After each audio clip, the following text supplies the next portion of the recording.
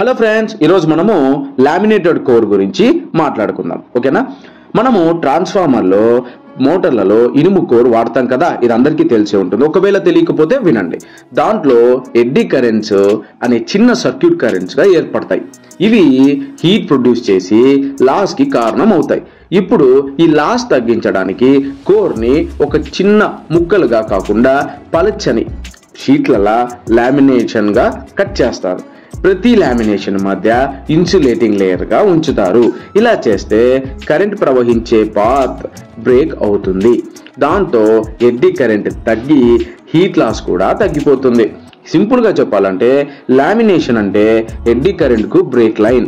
అందుకే laminated core వాడితే efficiency పెరుగుతుంది. ఓకే ఫ్రెండ్స్, ఇలాంటి వీడియోస్ మీకు నచ్చినట్లయితే లైక్ చేయండి, షేర్ చేయండి, కామెంట్స్ చేయండి. ఇలాంటి వీడియోస్ ఇంకా మీకు కావాలనుకుంటే మాత్రం సబ్స్క్రైబ్ చేసుకోవడం మాత్రం మర్చిపోద్దండి. Thank you.